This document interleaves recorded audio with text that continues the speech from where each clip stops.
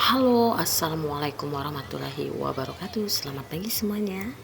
Hari ini Bu Anis akan berbagi kisah. Saat pertama kali melangkah ke ruang kelas, saya tahu bahwa saya bukan hanya seorang kepala sekolah, tetapi seorang guru bimbingan dan konseling. Saya adalah seseorang yang akan menjadi bagian penting dalam perjalanan hidup anak-anak di sekolah ini. Tugas saya tidak hanya mengajar, memberikan bimbingan, tetapi juga menjadi pendengar, pendamping, dan tentu saja pelindung bagi mereka yang membutuhkan lebih dari sekedar pelajaran. Dan salah satu anak yang sangat memerlukan perhatian ekstra adalah Abdul Haris, seorang anak berkebutuhan khusus disabilitas yang sempat membuat saya berpikir tentang peran saya lebih dalam lagi. Abdul Haris bukanlah anak yang mudah untuk diajak berkomunikasi. Ia seringkali terlihat cemas dan menghindari interaksi dengan teman-temannya. Ada kalanya ia terdiam dalam dunia sendiri, tampak begitu jauh dari keramaian kelas, bahkan tampak sangat tertutup. Saya tahu baginya dunia ini terkadang bisa terasa asing dan penuh tantangan yang tentunya tidak mudah dipahami. Namun saya juga melihat sesuatu yang berbeda dalam diri Abdul Haris. Ada cahaya di matanya meski terkadang tersembunyi di balik ketakutan dan keraguan. Saya merasa bahwa untuk mendekati Abdul Haris, saya harus lebih dari sekedar mengajarinya. Saya perlu menjadi semacam bengkel jiwa bagi dirinya. Tempat di mana ia bisa merasa aman, diterima dan dihargai. Tidak hanya untuk Abdul Haris, tetapi juga untuk anak-anak lain yang memiliki cara belajar dan berinteraksi yang berbeda-beda. Saya harus menjadi ruang di mana mereka bisa tumbuh, tidak hanya dalam aspek akademis, tetapi juga dalam perkembangan emosional dan sosial mereka. Hari ini saya memulai dengan langkah kecil, berbicara lebih pelan, lebih sabar, dan memberi lebih banyak ruang bagi Abdul untuk berbicara. Saya tahu bahwa tidak ada yang bisa dipaksakan. Ada kalanya Abdul Haris tidak mampu menyampaikan apa yang rasakan, atau ia hanya tersenyum kecil ketika saya berbicara. Namun saya tidak pernah merasa kecewa. Saya tahu bahwa setiap detik yang kami habiskan bersama adalah langkah menuju perubahan, meski perubahan itu mungkin tidak terlihat dengan jelas. Setiap kali Abdul Haris mencoba untuk berinteraksi dengan teman-temannya, meskipun dengan kata-kata yang terbata-bata, saya selalu memberikan pujian. Itu bukan hanya tentang kata-kata yang ia ucapkan, tetapi lebih kepada usaha dan keberaniannya untuk mencoba. Perlahan teman-teman Abdul Haris pun mulai belajar cara untuk lebih memahami dirinya. Mereka mulai terbiasa berkomunikasi dengan cara yang lebih lembut, terkadang bergurau dan memberi ruang bagi Abdul Haris untuk mengungkapkan dirinya. Saya merasa bahwa dalam setiap interaksi kami tidak hanya mengajar mereka tentang pelajaran sekolah, tetapi juga tentang bagaimana menjadi manusia yang lebih baik, lebih penuh empati. Hari ini adalah momen yang sangat saya ingat, ketika kami sedang melakukan senam pagi bersama. Abdul Haris yang biasanya lebih cenderung diam, tiba-tiba begitu bersemangat dan meminta giliran untuk melakukan gerak-gerakan yang ingin ia coba lakukan. Semua mata awalnya tertuju padanya, namun saya bisa melihat bahwa ia merasa sedikit gugup.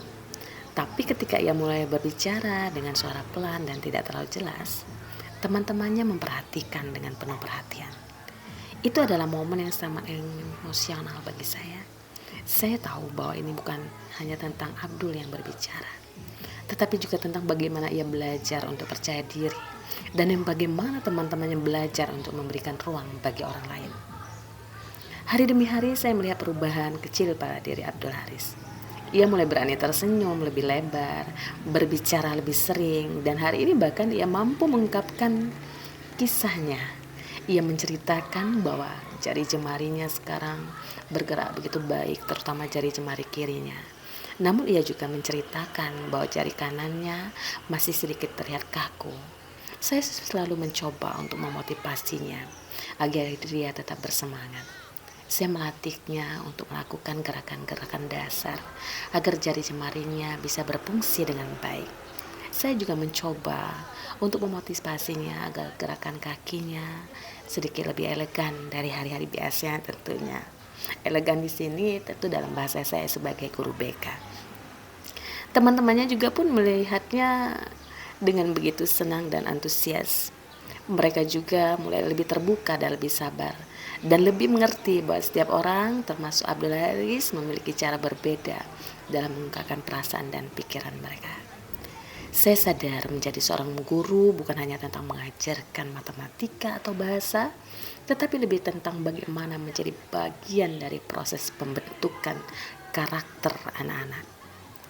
Saya harus bisa menjadi tempat mereka belajar untuk mengenal diri sendiri, untuk tahu bahwa mereka berharga, bahwa mereka mampu, dan bahwa dunia ini memiliki ruang untuk mereka, meski mereka berbeda. Menjadi bengkel jiwa bagi anak-anak, terutama Abdul Haris, adalah perjalanan yang penuh dengan tantangan, tetapi juga penuh dengan kebahagiaan. Setiap langkah kecil yang Abdul Haris ambil, setiap kata yang ia ucapkan, dan setiap senyum yang ia tunjukkan adalah bukti bahwa dengan kasih sayang, kesabaran, dan pengertian, kita bisa membantu mereka menemukan kekuatan dalam diri mereka sendiri. Saya juga yakin bahwa Abdul Haris adalah anak yang cerdas, yang penuh dengan motivasi yang tinggi untuk terus berproses seperti teman-teman lainnya. Pada hari ini, pembelajaran berharga bagi saya sebagai kepala sekolah dan sebagai guru BK, bahwa tempat di mana setiap anak bisa merasa dihargai, diterima, dan diberi kesempatan untuk mengembangkan potensi terbaik mereka adalah di sekolah. Dan untuk saya, itu adalah pelajaran terbesar yang saya dapatkan sebagai seorang guru. Saya percaya di setiap anak ada cahaya. Tugas saya hanya membantu mereka agar berani bersinar. Dengan hati yang sabar dan kasih yang tulus, setiap anak berhak tumbuh menjadi versi terbaik dirinya. Saya tidak ingin mengubah dunia mereka. Saya hanya berusaha hadir di dalamnya dengan cinta tanpa syarat. Perbedaan tentu saja bukan penghalang, tetapi jembatan untuk memahami lebih dalam dengan kasih. Dan menjadi guru bukan soal memberi pelajaran, tapi memberi hati. Saya tidak ingin mengajar dengan mulut, tetapi dengan mata yang melihat, dengan telinga yang mendengar, dan dengan hati yang mengerti. Saya yakin dan percaya, kelak merekalah salah satu orang yang akan mengangkat kedua tangannya, mendoakan saya dan rekan-rekan guru lainnya dalam doa-doa yang terijabah oleh Allah, doa-doa penuh kebaikan, doa-doa penuh keberkahan, atas ketulusan hati untuk bekerja dan mengabdi, untuk membimbing dan membina mereka, untuk menjadi generasi yang berkarakter. Demikianlah kisah cerita Bu Anis hari ini. Semoga menginspirasi. Wassalamualaikum warahmatullahi wabarakatuh.